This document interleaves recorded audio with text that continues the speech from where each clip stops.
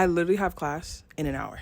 Now, it is an online class. The goal is that I want to clock out of this and clock into school in an hour. Let's go. Hi guys, what's up? It's Tahiry. Welcome back to my channel. If you're new here, hi, hello. Don't forget to click that subscribe button down below. Join the fam. I make a lot of fun videos, including this video. My title for this video, like in my notes, is Retired Emo / Punk Hijabi Watches We Are Lady Parts for the First Time.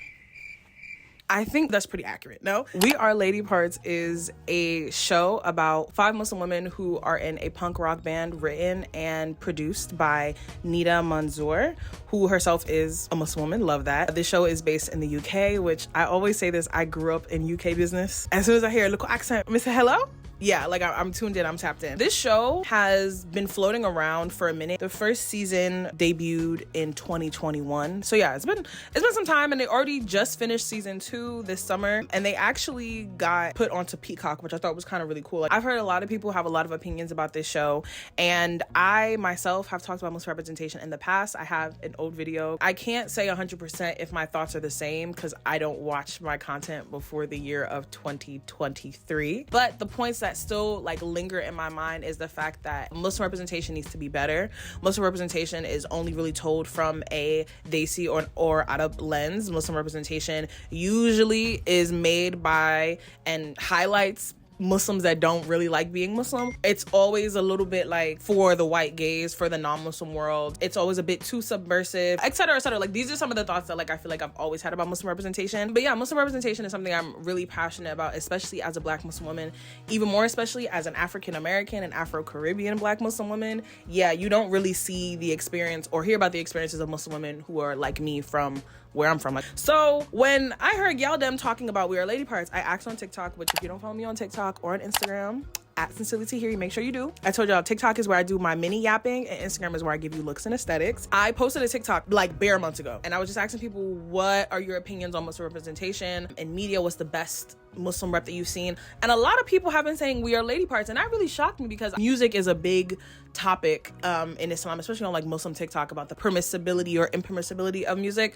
So for a vast majority of Muslim women to be saying that they think a show about 5 Muslim girls in a punk rock band is good rep, I said, oh, I need to be tuned in. And spoiler alert, I am glad that I did. I'm trying to dress up like Aisha today, one of the characters from the show. I hope you guys like the vibe, like the makeup. We're gonna talk about my first impressions of everyone, and then I'm gonna do like a general overview of how I felt about the show. For example, I want to talk about music and art in Islam, of course, actual Muslim representation. I want to talk about Blackness. I want to talk about queerness. I want to talk about fashion. We're gonna get into it, and inshallah, I have to finish this video in the next 45 minutes because once again, I have to go to school.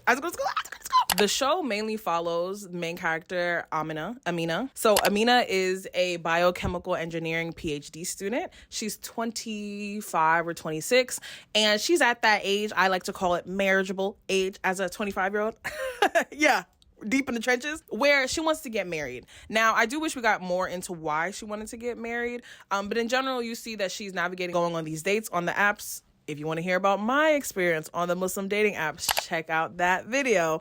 Also, my friend Nadira just uploaded a video about her experience on Bumble, specifically about looking for Black Muslim men on Bumble. So I'll link that down below as well. But yeah, so she's on the Muslim dating apps. She's trying to scope the scene, see what's up. She's also a lover of music, specifically like indie folk music, which I love. Like, I love that. And she teaches guitar to kids at like the local like youth center or whatever. But she's adamant that like she doesn't play, she doesn't perform. She has this disorder where when she get nervous, things come up from the front side and the back side.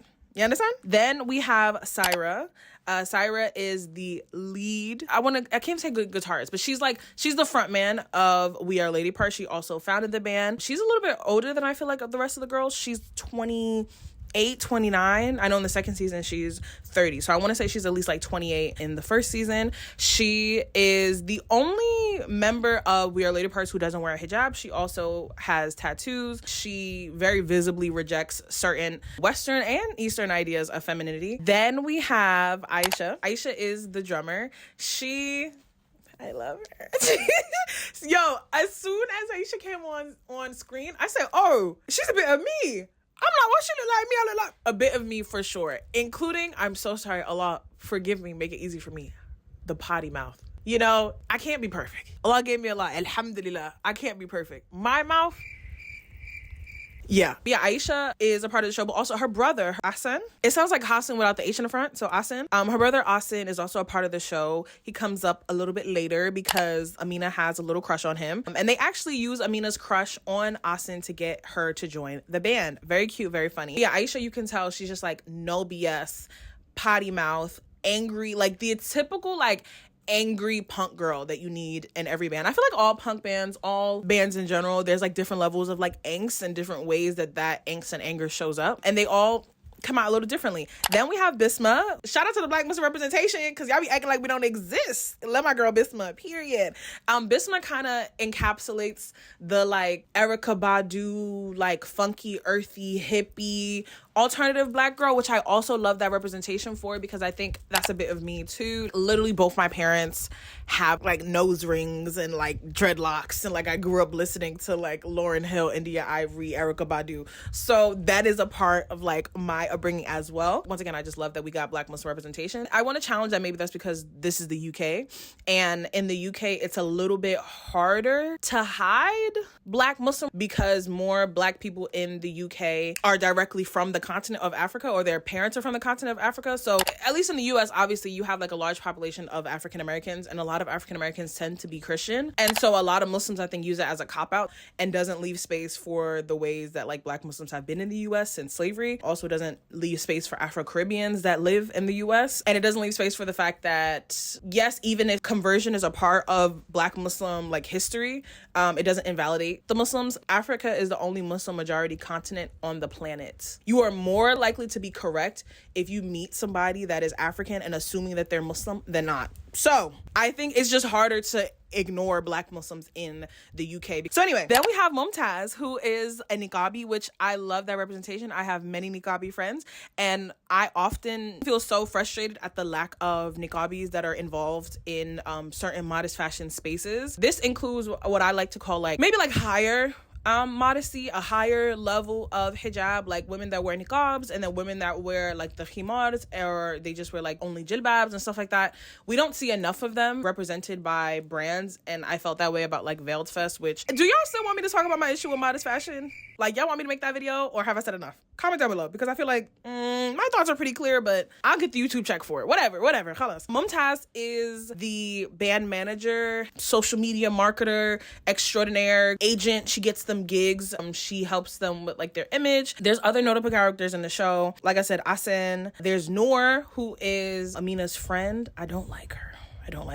Amina's parents are in the show. I like them. So let's actually break down some of my initial reactions. Like I said, I loved Aisha. Aisha was a bit of me. They're all kind of doing odd jobs, and then the band is like their passion project. So she's like driving Uber or whatever, and there were these white guys in her car, and they're like, "Oh, don't you have to be nice to me, mate? Like, don't you have to? I'm not gonna give you 5 stars." And she literally just said, "Die, bitch."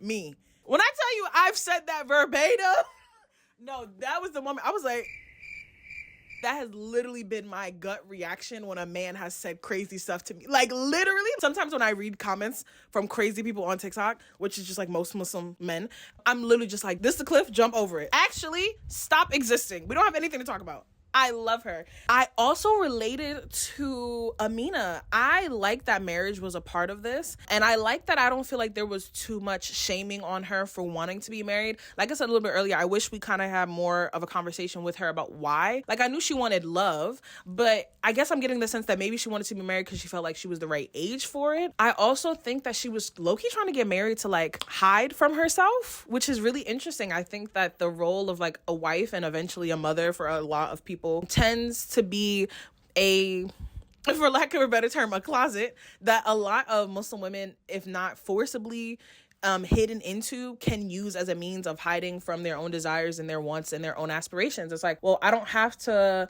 work this hard at life or at this thing, because worst case scenario, I can just go back and be somebody's wife, somebody's mama, and call it a day.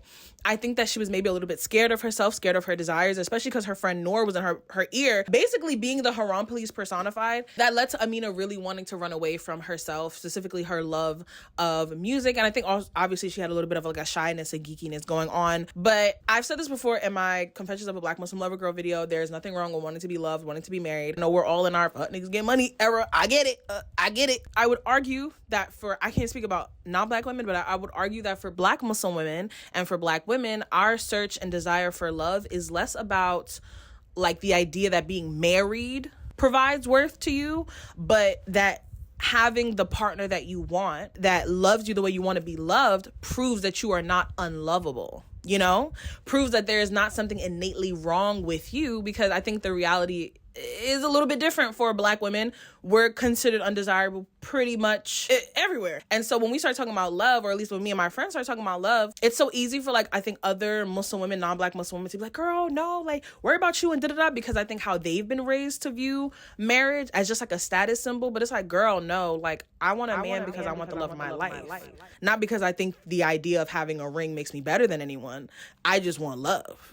You know, I liked seeing that was a part of it. And she liked me for real. The group, like, they're looking for a lead guitarist. I guess they, you know, London is small, so I guess they all kind of went to school together, or maybe one of them went to school with somebody. And so they remembered her playing guitar, but she was like, I don't play in public, like whatever. And so the band is basically like stalking Amina to get her to say yes. Then they realize she has a crush on Aisha's brother, and they tell Aisha's brother, like, listen, go on a date with her, and we're gonna get her to say yes to be a part of the band and practice with us for this big audition that we have coming up, and then you're done. You don't have to really be in the like it's cool. I love that. You put my dream man in front of me. Thank you. I think it would be a little bit weird if we have a whole bunch of Muslim women in their late 20s, and no matter how much they reject certain aspects of traditional femininity, marriage, or like the pressure for marriage, or thinking about marriage, whether it's internally or externally from themselves or from the community, is going to come up. So I feel like that was real. I don't like Amina's friend at all. She is exactly the type of Muslim women that I don't like, that I don't bang with. The haram police, super judgy energy is always like, it's just never gonna do it for me, because if getting closer to Allah takes you further away from the people, you're doing something wrong. And I think Amina's friend Noor represents a lot of Muslims, especially on TikTok nowadays, who like to act like Islam is like a private little club and they're trying to gatekeep access to Allah. Relax. And it's always be the ones that be like, oh, I would never do this sin, I would never do that, I would never do this. And then Allah tests you. And then I won't.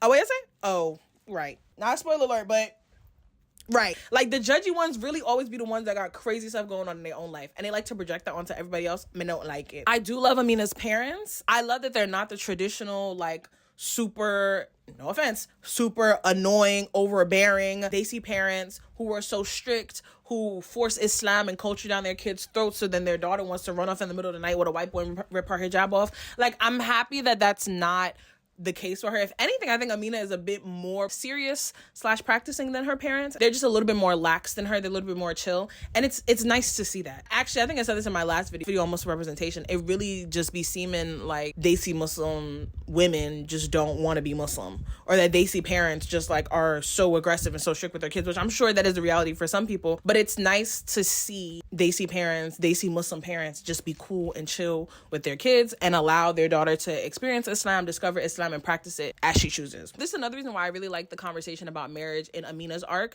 because we're definitely having conversations about sex and sexuality, about desires, even if it's just in her head. Like, her mother tried to have these conversations with her here and there. That is also very important. I talked about this in my Confessions of a Black Muslim Lover Girl video. Like, let's be for real. You know, a lot of the girlies like to say, forget these men, forget these men, forget these men. That's cool. But there's one thing that separates Muslim women from saying that to non-Muslim women.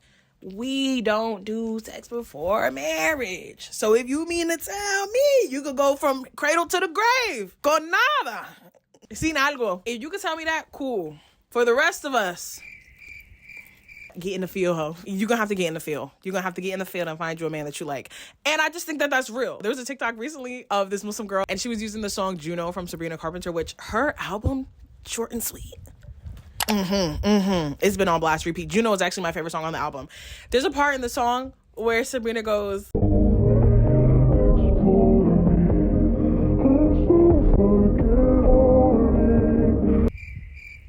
correct. I think it's crazy how, like, it's so normal to hear, or for Muslim men to say, or Muslim parents to advocate, or the community to advocate that, like, Muslim men, they're struggling with their desires, they need to go get married. God forbid a Muslim woman says she's struggling with her desires. All of a sudden, it's the whore of Babylon. It's like, oh, I didn't know that only works one way. Like, I don't know. Like, do you not want us to be willing participants?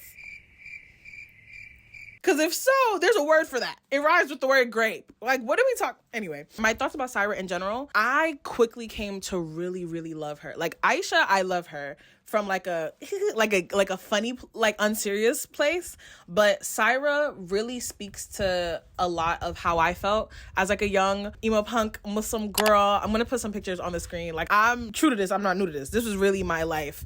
Like, I remember I was getting dress coded in middle school because I wanted to wear band t-shirts every day and match my hijab to my band t-shirts. And my eyeliner was like this. This is why people like, Tahiry, how's your eyeliner so good? I've been doing this since I was 11. Thank you. I really, really grew to love her. She has such a soft center. I'm a Capricorn, so I also relate to the idea of like, you're a bit like outside but on the inside. Now, should Syra have been messing with that man? No. Syra got a little boyfriend. She shouldn't be messing with that man. We know that that's haram. She should not be messing with that man.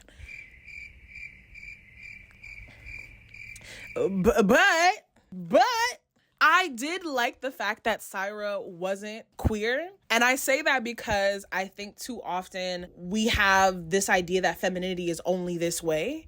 And it doesn't leave space for the myriad of ways that women show up or dress or feel like expressing themselves. And for a lot of my life, I have 2 older brothers and like 2 god brothers I grew up with. I was very much a tomboy. Like, I used to be beating boys up. I used to fight boys physically. You know what I mean? So I was a little bit rough and tough growing up. And so that was my expression of femininity. It wasn't I wasn't a girl, but I definitely didn't feel as like soft or as boy crazy as some of my friends. I think the idea that if a woman is a little bit rougher, a little bit quote unquote boyish, tomboyish, that she's automatically like into women, like that's just wild. That's wild. There should be space for like, she just wanted a short haircut. She just like wearing plaid, you know? And the fact that a man still loved her, yeah.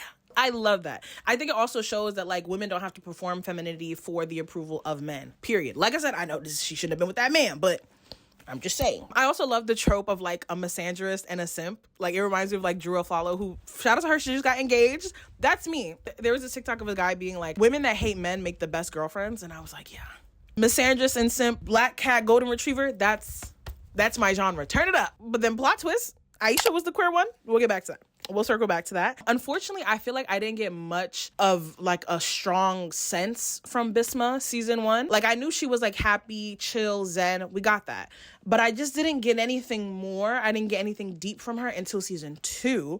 Season 2, I really grew to love her. We saw more of her struggles with grappling with motherhood. I didn't mention that, but Bisma is a mom, which I love. She's a mom and she's married. I love seeing, first of all, a black Muslim family. Yeah. And I also love seeing like a black Muslim woman be loved and be a mom and still have like passion for things in life and still have a life, still have a sense of individuality. She drew like comic books, so she did art, and then she was also performing in the band, and her daughter was like a part of that. Her daughter saw the other band members as aunties. Her husband was supportive. I love that. But we didn't get to see an insight of her life or her family or in her mind until season 2. So season 1, she was kind of just like floating in the background for me, unfortunately. But I also love that aesthetically they all had something different going on. I'm going to do a part at the end where I just talk about the fashion. But season 2, I really resonated with her struggle of finding what her womanhood is like in regards to her relationship with her hijab, and whether it's something that she would still choose or is still choosing, or is she just comfortable in it. I just think that conversation is really important to see, but we'll get more into that later. Asin, I like him,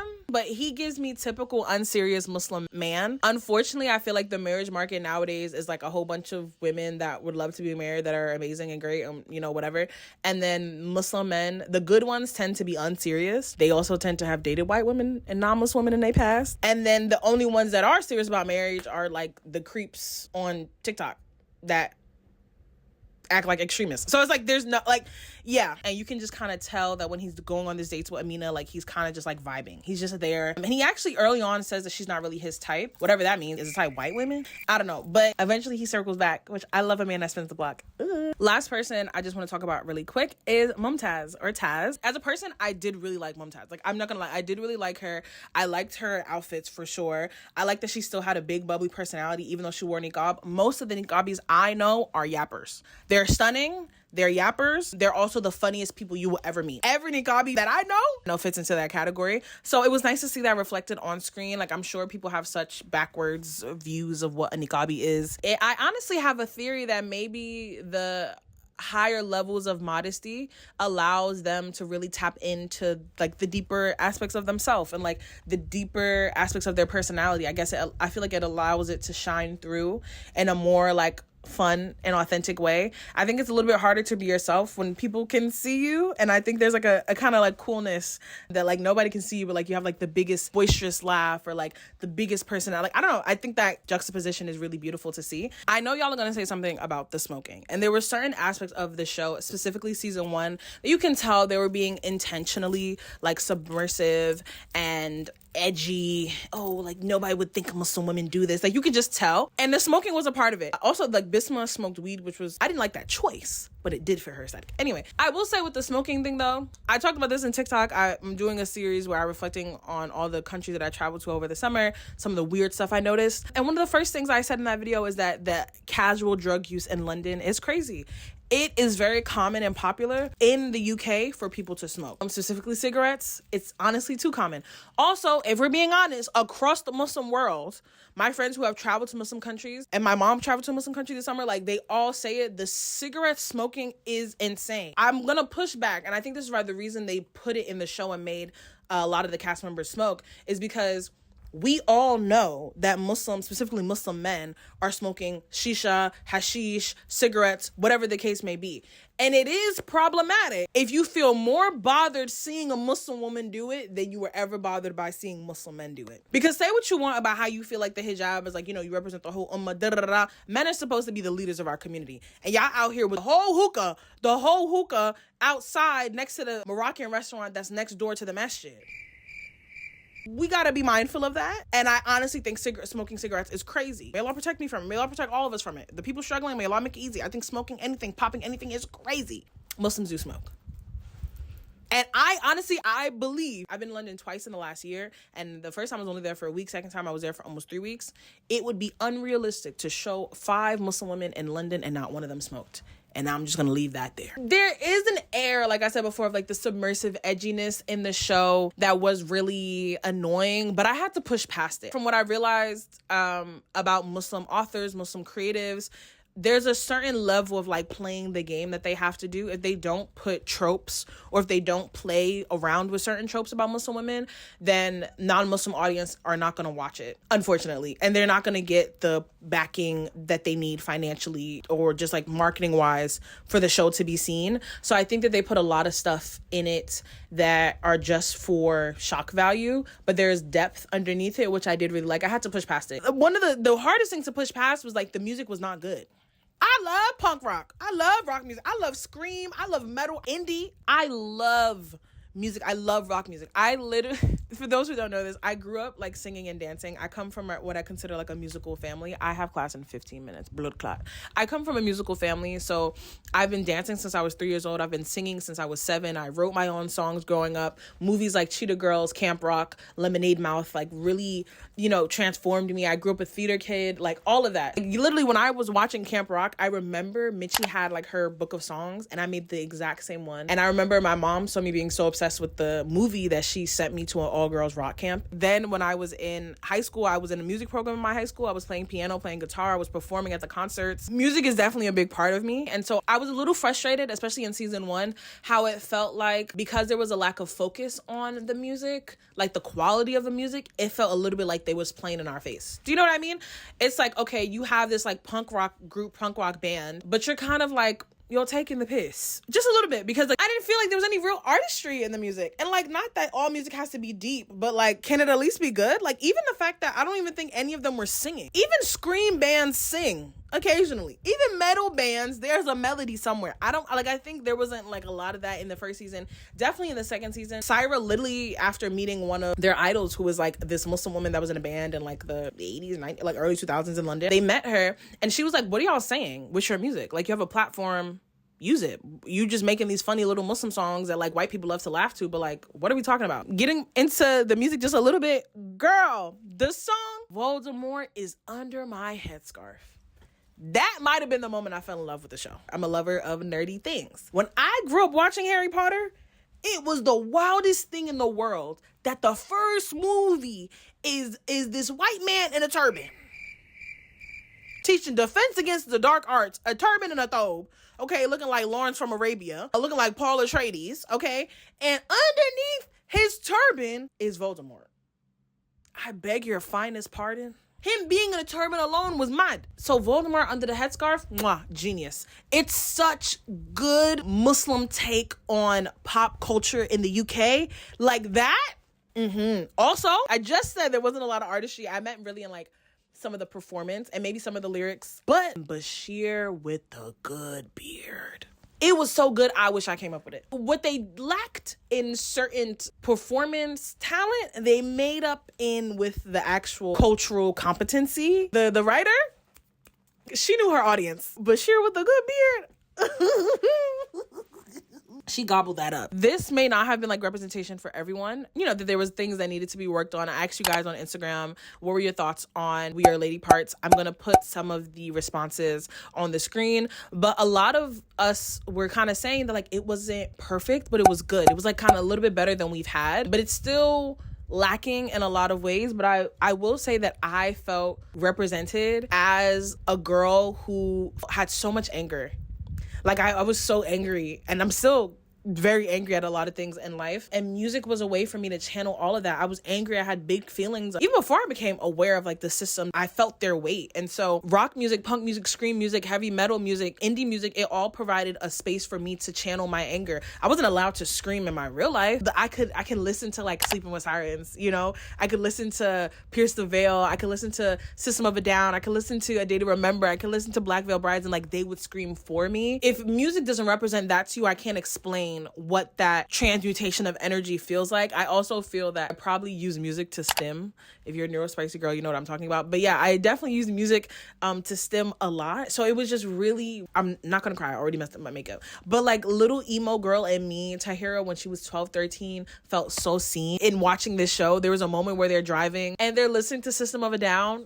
And I was just like, this was me, you know? When I became a teenager, I found other Muslim girls that loved punk music, that loved rock music. I remember we would go to Afropunk together. We would do our makeup like so dramatic. We would style our hijab and our outfits in such unique ways. I actually had an Instagram with one of my ex-friends. I'm not going to mention her name. I'm not going to mention the page because y'all are going to find it. And some of y'all probably know who she is. But we had a page together talking about our life as like, you know, emo punk hijabis. That was what some of my friend group was like. And I found other Muslim women and like we screamed together, and like music really was that outlet for us. And for me, I want to put this disclaimer out really quick for this video, for the rest of the video, for all the content that you see from me. I am never trying to argue with anybody about how they practice Islam. As somebody who, alhamdulillah, I have access to not only scholars but Islamic knowledge, and have taken courses, have studied, and is a continuous student of the faith that I've chosen to practice. I don't need anybody to explain Islam to me, especially if you disagree with me. I have come to my opinions about certain things in Islam, not only from a moral, like emotional, mental standpoint, but also due to my own research. The beautiful thing about our faith is that there are so many different ways for people to practice, and you're still under the umbrella of Islam. And Allah says it best, to you your religion, to me mine. So I'm going to keep that out there, because I think Muslims nowadays, unfortunately, which don't get me started, they don't know how to just respectfully disagree. And it's crazy because literally, even think about the imams of the four madhabs, which are the four schools of thought that Muslims follow, that a lot of Muslims follow. There were times where some of them were living at the same time of each other and they argued. They had these spirited debates all the time, but it would never turn out to be like, oh, you're dumb, or you're not a Muslim, or you're sinning. That never came up. If you think that music is haram, why are you watching this video? You're not going to convince me that music is haram, ever. Go about your day. Great. Music to me has 100% changed my life, but also because, like I said, I'm a dancer, like also just like the actual rhythms, the actual instruments, the actual beats and melodies and riffs themselves really like connect with me on such a spiritual level. I always say that music is a spiritual tool for me. It has allowed me to find myself, and it has allowed me to find Allah in such beautiful ways. And I think that there's so much to be said about how Muslims have always had a hand in some of the most amazing art being created in the world. And it's only within the last like 100 years that all of a sudden we're taught that like this is haram, or that we shouldn't be drawing, we shouldn't be writing certain things, we shouldn't be playing music. Like all of a sudden these are things that are like antithetical to the Muslim experience, but we've always been lovers of music. We've always taken art and used it as a means of worship. We've always done that. And one of the books that I was reading from this really renowned scholar about the permissibility or not of arts in Islam was just talking about how Allah placed something in all of us that loves beauty, and music and art. These are things that appreciate the beauty. You know, Allah is Al-Jamil, the most beautiful, and he loves beauty, and he placed that within us. And there's a reason why certain melodies, even when it comes to how you recite the Quran, there's a reason why certain melodies are the way that they are. There's a reason why certain melodies do certain things to your heart, you know. And like there's a hadith of the Prophet Muhammad sallallahu alaihi wasallam, like, you know, Ya Bilal, like call the adhan so it can bring peace to us, you know, recite the Quran for us. Like there's something about a melody that heals something. And I loved seeing Muslim women do that. And like that's why also I was annoyed about Noor wasn't outright saying that music is haram, but what I realized is, especially when culture and popular interpretations come into play, there's an assumption, especially with Muslim women, there's a distinction between like something being haram and something being like not proper, which really frustrates me, because I'm like, okay, well, if Allah didn't say that it was bad, who cares that your culture views it as something negative, or you think it's something that's not appropriate for a Muslim woman to do? That's not my business. And so I feel like Noor kind of represented how a lot of Muslim women, we have another set of unspoken like rules intercommunally because of misogyny, because of patriarchy. And it's like, oh, I thought this was about Allah. I didn't know this was about your ego and your pride and what you feel comfortable or uncomfortable with. And for non-Muslim people watching this video, I don't want you to come away from watching this video, any of my videos, especially if I'm talking about stuff that happens intercommunity with Muslims, feeling like, oh, somebody has to come save them. That's not the mindset. The reality is that misogyny and patriarchy has infiltrated the entire world, and it would be dumb to assume that Muslims are exempt from that, Muslim women are exempt from that. And it is also Islamophobic to assume that Muslims are more misogynistic, more patriarchal than other men. That's just not the case. You can disagree. I think you're wrong. And I think the average non-Muslim doesn't know enough about Islam to really have an opinion on that. So let's keep it cute in the comments. Thank you. I also loved how, like I was saying in the second season, there was a conversation about what are you doing with your platform? What are you doing with your art? And similar to my Can You Be an Ethical Influencer video, I do think that Muslims have a higher responsibility in regards to making art and having a platform. You were going to answer to Allah at the end of the day. And also Muslims are supposed to be, you know, like guardians of the earth. We are supposed to use the things that Allah has given us to help take care of people and ourselves. And if you're not doing that, then what are you doing? And not to be like uppity or I'm better than other people, but one of the reasons why I try to continue doing what I do on the internet is because we've really only seen Muslim women in two lanes, fashion and makeup. Now, as a girl who put that ish on, who faced BB, there's so much more to us, you know? And I think a part of it is, maybe I'll do a whole nother video talking about like hijab and beauty politics, but some of it is like, yeah, you can't access the beauty of a hijabi woman in this way, so you access it in that way, and then you still make her whole value about what you see, about what she looks like. And not that everything has to be highbrow or that everybody has to make super deep intellectual whatever type of content, but like that artist was saying in the second season of We Are Lady Parts to Syra, like, what are you doing with your platform? If whatever you're doing doesn't reach back to Allah, you're doing something wrong. I strongly believe that another part of having gifts and having an art form as a Muslim is understanding that you have to be good at it for it to have meaning past just something surface level. I think that's something we have a responsibility to do. And maybe we have a different opinion about that. I don't know. That's fine. I really appreciated how the creator of We Are Lady Parts wanted their Muslim representation to extend past just the characters, or like kind of extend it off screen in regards to like having Malala in a clip. Like they had a song from Malala and then Malala was sitting there on a horse. What? They also had my auntie, not actually, but who cares because we're Black, Angelica Lindsay Ali, the village auntie, a part of some of the episodes regarding sex, sexuality, giving birth, all of that. I want to talk a little bit about Bisma, and I want to talk a little bit about like the Black Muslim experience. In the first season, the band had like an interview with this girl who ended up being a snake, and she printed an article about them that was really like stereotypical, and it was like really offensive. They got a lot of hate, but then they eventually found their community. They found their tribe, which I really love. They start season 2 and they're like going on these little tours, right? So they're touring around different places in London. They finally found their crowd. They finally found their people, and it was like really beautiful to see. But now they're trying to take Weird Lady Parts to the next level, and they honestly have gotten enough buzz that they kind of have like, there's another band called Second Wife. Mwah, genius title. Genius. Did y'all trademark that? Because if you didn't trademark it, I'm gonna take it. Which is like a cover band, but they're like Gen Z, they're younger, they're more popular. And so we see a little bit of the struggle between Weird Lady Parts and like confronting the narrative that there's only room for one, the crabs in the barrel mentality that so many marginalized people face. I thought that was really important to see.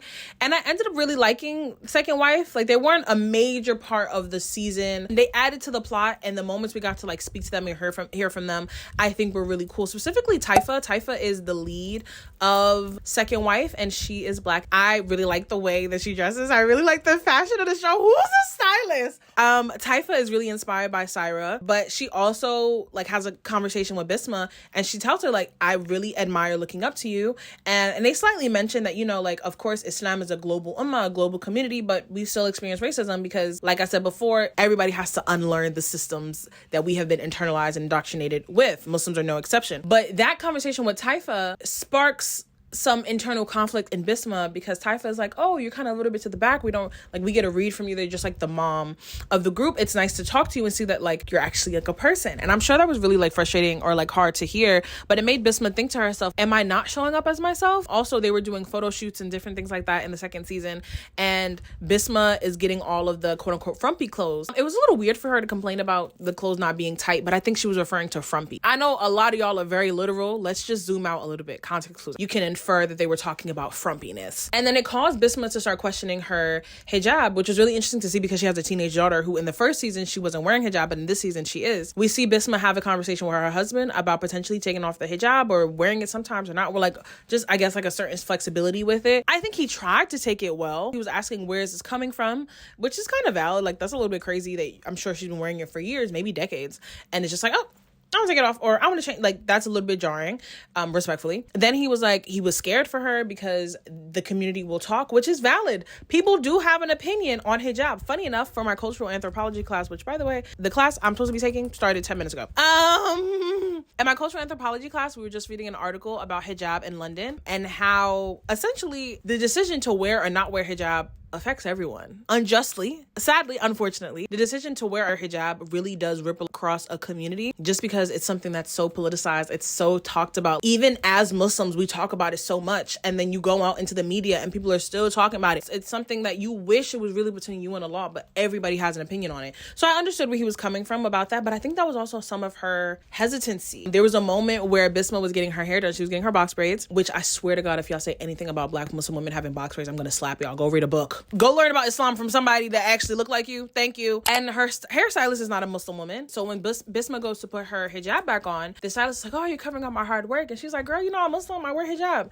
And her hairstylist was like, yeah, but you're also a Black woman, and like our hair is art.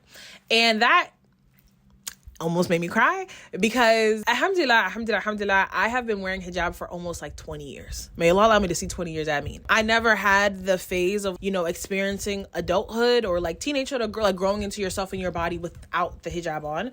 And that's a blessing. There are also certain things that I feel like I missed out on. And the only thing that really affects me is sometimes feeling like I'm not as part of Black womanhood, or this is a experience of Black womanhood I can't necessarily relate to with other Black women. And I've talked about this before. It's important for me to always be in community with Black women, no matter what their religious background is. Me being a Black woman is such an important part of my identity. I never want to isolate myself from other Black women just because I'm Muslim. And to be honest, I've found more community in a lot of Black women than I have with Muslim women that aren't Black. So I understood that struggle, but also it's, you know, the phrase, heavy is the head that wears the crown. You know, I try to think that alhamdulillah, Allah has given us 2 crowns. Y'all think I look good now. Like, you know what Black hair look like. You know what I mean? Like, you know the magic of Black hair. Allah has given me 2 crowns, but it's hard to always be seen with one, not the other. And I think there is something really unique to be said about how both Black hair and hijab is political, you know? And it's an intersection that Black Muslim women know all too well. And it's not even that you're taking off one and getting an identity that is less political. Like I said, it's 2 crowns. It's a different hat, for lack of a better term. It also brings up the question of like, so much of being a hijabi in the West feels contrast to womanhood. She says to her husband, like, you know, I got married and then I had a kid, and it's like, but who am I? And I think as a mom, so much of her womanhood, I feel like, has been stripped from her. And I think figuring out how she feels about hijab is her way to redefine and find what that womanhood looks like today. And the thing is, like, everybody has a journey and we don't know where the destination is. And Bisma doesn't completely take off her hijab. Sometimes the braids are showing, sometimes the braids are all out, sometimes she has her hijab on. Like, you can see it's her figuring it out. And I think that was honest, you know? I think having a conversation about a Muslim woman removing her hijab or changing her hijab and having it be not just because, oh my God, I don't ever want to wear it. She tells her daughter, like, I love my hijab. I'm just trying to figure some things out, she kept saying. But also, I'm trying to figure out my blackness, you know, because I love my culture and I love my hair. And I love being a mother, but who am I? I think that was a really beautiful way to show struggle. And that leads perfectly into what I guess is like going to be like the big question is how I feel about the Muslim representation. And my biggest issue with Muslim representation is the lack of Islam in it, specifically a real relationship with Allah subhanahu wa ta'ala. I think a lot of the times when we see Muslim rep, we're seeing Islam as just rules and regulations, and it's such a disservice to the beauty of the faith. I talked about this in my Does the West Have a Hijab Fetish video, but because we're in the West, most people, Muslims and non-Muslims, think about religion, any religion, and they think about Christianity, whether they realize it or not. I would say that Judaism is closer to Islam than Christianity ever would be, but there's some similarities between Christianity and Islam, right? Think about we cousins, you know, daughters of Abraham unite, we cousins. But there are very stark, vast differences, especially when we're talking about sexuality, when we're talking about women's rights, when we're talking about autonomy, very different. Sacrilegious stuff is edgy and fun for non-Muslims, right? I talked about this in the hijab Western whatever video. But when I guess people perceive a shaky foundation or something off at the root of a faith, they feel like they can then critique the whole part of it, which I won't say is right or wrong, but I just think it's something that's being done. And really quick, I just want to say this is not me in any way trying to bash Christianity. I'm more so just trying to state some of the complaints that I've heard from my friends who are either Christian now or used to be Christian, or just some of the complaints that I see, starting with the fact that the Bible has been altered many of times throughout history. This is like a well-known fact, and that is the shaky foundation that I'm referring to, not the tenets of the faith, but the idea that if you can't trust the book, then everything else is shaky to the people that practice it. When it comes to Islam, I make this joke all the time. I'm a little Sufi on the weekends, so religion for me is not just like a set of rules to follow. Islam is a path to God. So a sin is not just, oh, you're a bad person, you did that. It's more so God being like, this isn't what's best for you, and I love you and I want to protect you. That's how I view sinning and not sinning. And I've even tried to like take away the shame when it comes to sins. You know, I think about how like with alcohol, Allah literally says, there's some benefit for you, but it's the good don't outweigh the bad. So stay away from it for your protection. But that took years for that to be revealed. When the Quran was first coming down, the Sahabas would be going to make prayer drunk. Hilarious. The idea was like Allah knows who he created, you know, and Allah told Prophet Muhammad ﷺ, if you were harsh with them, they would have never accepted the message. And so I think there's a big missed opportunity when Muslims that create Muslim representation shows like Ramy or whatever, and they just present sins as like the way that Christians view sins, you know, or they present sins in a way that is just like, if you do this, you're a bad person and there's no redemption. Or this idea of like, if you follow your religion, you're just a goody two shoes. You think you're better than everyone. There's a lack of nuance that I think is really dangerous, and I think it's really sad, because then you're missing out on, once again, where is Allah? Where is Allah in all of this? You know, like, where is the connection with Allah? For example, Amina is going through all of this internal thought. We hear her internal monologue, kind of like Issa Rae and Insecure. We hear it a lot, whether it's about the band, whether it's about boys. Oh, did I mention that there was a white boy in season 2? Anyway, what would have been so beautiful to see is her making dua. Like, my internal dialogue is me making dua to Allah. I'd be like, oh my God. You know what I mean? For example, like her going on a date and she's like, oh, these men, I hope they're not weird. Ya Allah, please protect me from a weirdo. You know? Or there was a moment in the second season where a white boy did kiss her.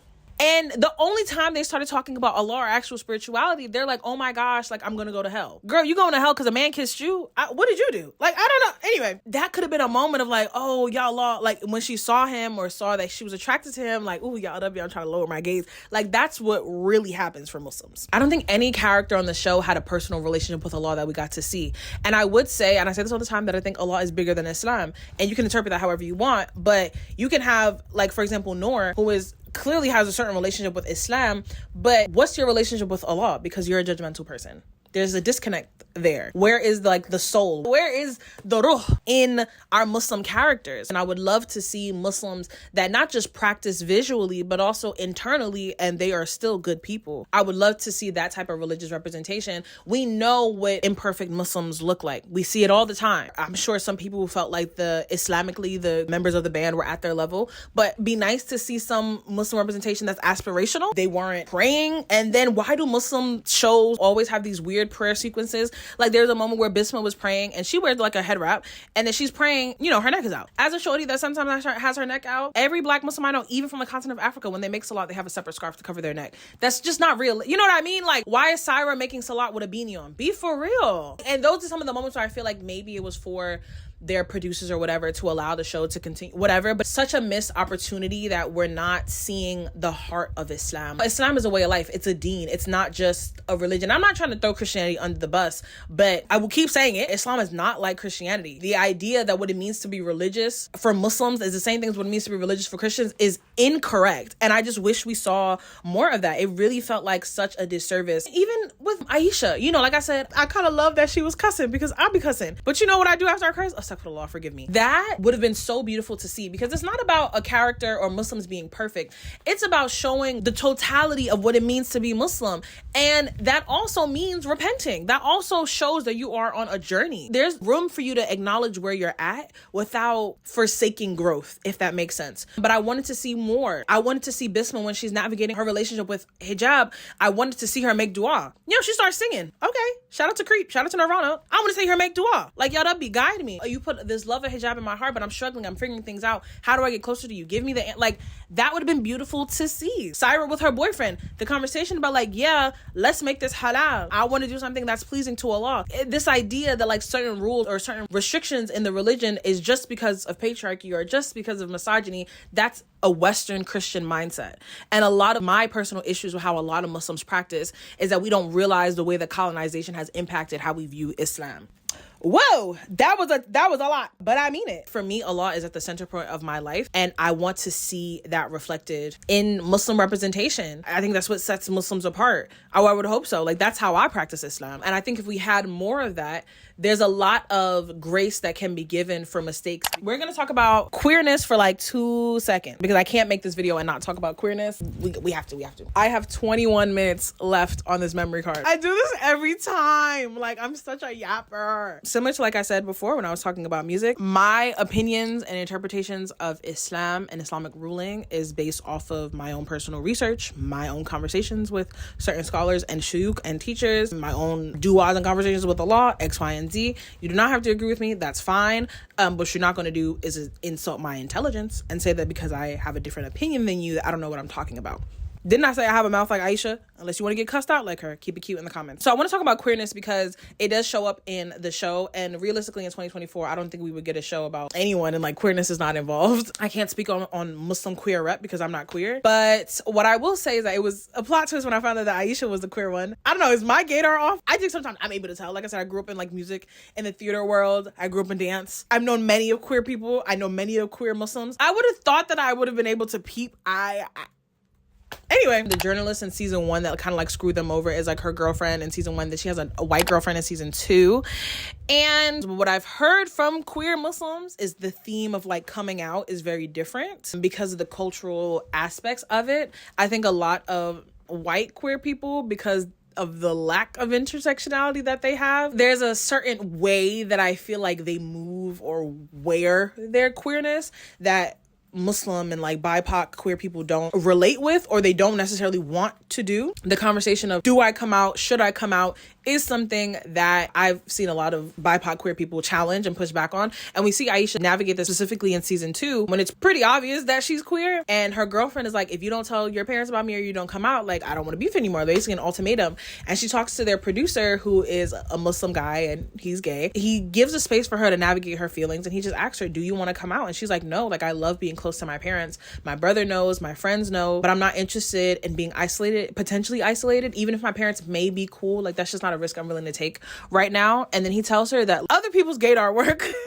So you still are representation for those queer Muslim girls. And she actually gets stopped in a supermarket with her girlfriend by this Muslim mom and her daughter. That scene almost made me cry because she was like, my daughter, she literally looked like me, like emo, hoodie on, all black, eyeliner, period. And the mom was like, my daughter doesn't really talk to me, but your music has really helped her come out of her shell. That is literally what rock music did for me. But she tells her like, oh, I think my daughter might be queer. I think about like how in this last season of Bridgerton, even though I hated it, I have a review of part 1 of the season on my membership. If you want to join the membership, link down below. below. It's the little join button next to the subscribe button if you want to get exclusive content from me and also want to support the channel. Thank you for all my members. Love y'all. Mwah. In this last season of Bridgerton, there was Francesca, who definitely gave neurospicy coded. And even though it wasn't explicitly stated, the girls that get it, get it. Or with how Kenny Ortega said all these years later that like Ryan from High School Musical was of course a queer man. People are going to find the representation, are going to see themselves in whatever medium that it is. And so the producer was reminding Aisha that she didn't have to like nail herself on the cross or sacrifice certain aspects of herself just to be representation, which I think is a powerful comment. I have such a strong urge to protect queer Muslims from the simple space of being a lover girl. I cannot imagine what it is like to be someone who is a practicing Muslim who loves Allah and also feels denied aspects of love, you know, like feeling like they can't have a certain fairy tale ending or a certain amount of love in their life, and feeling like these two things are contradicting each other. I think we're missing a lot of empathy when straight Muslims talk about queer Muslims. We're not realizing that the queer people we're talking about are in community with us. You know, we look at queerness, which is something that's also very political, unfortunately. And a lot of us are thinking about things in the news. You're thinking about maybe like white queer people and what their experiences are like. And a lot of that does not reflect the reality of queer Muslims. It doesn't. And I think that unless we're ready to have a conversation about how somebody's queerness does not take them out of the fold of Islam, I think that Muslims should just shut the hell up when it comes to queer Muslims. Because the reality is you don't know who's queer or not queer around you. It could have been your Quran teacher. It could be the auntie in the masjid that never got married, but she always took everybody in. She always cooked the best meals during Ramadan. It could be the muaddin, the person that calls the adhan that has the most beautiful recitation. You don't know. So the assumption of what it means to be queer that's another thing. Like, a lot of Muslims just lack education. They see certain things as like, this is leftist, liberal, woke propaganda. This has no place in Islam. But how I've always interpreted Islam and how I learned about Islam is Islam has always been radical. And if you believe that Allah has given you a tool, a guide for everything in life, queerness is not left out of it. You will find stories of queer Muslims, of queerness in hadiths, in old Islamic literature. I'm actually taking an Islamic literature class in college, which I love. Queerness is not something that just popped out of nowhere. And so ultimately, your opinion on queer Muslims, on what queer Muslims do or don't do, what you think they're about to do, is a non-factor in treating them like people and treating them like Muslims. Because if we're going to be so honest, if you've committed zina, does that take you outside the fold of Islam? Should you no longer feel comfortable in the masjid? Are you no longer a Muslim? Especially, I'm a whisperer. Some of y'all be committing zina in the same exact way. And you still go make your salats. And you want Allah to accept. How dare you turn around and start running around with assumptions about what you think queer Muslims are doing? I don't know why you're trying to be in these people's bedrooms, but anyway. And you think that you can gatekeep who isn't or isn't Muslim. Is Islam for everyone, yes or no? Was Islam set down perfect as the religion that Allah chose for humanity, yes or no? Oh, okay. That's what I thought. The homophobia really bothers me because it comes from a place of superiority and it comes from such ignorance. Like, I remember there was this guy, he was giving a lecture and he was actually talking about like rationalism in Islam. So I was like tuned in, you know? And then he was talking about trans people. This is a shuyukh, a scholar, right? He said, transness is new. I literally had to pause the video and exit out. Because everything you say after that, babes, is false. Because that is incorrect. The belief that 2015 was the first time we're having conversations about gender expression, about transition, is ahistorical. It's just not facts. Like, it across many cultures around the world, gender has been something that has been fluid, or there has been a broader definition than what the West has described it. I would even challenge Muslims to really look at the ways that we show gender and gender roles, because it's not always in alignment to how the West does. Like, Muslim men walk around in dresses. The Prophet ﷺ wore eyeliner.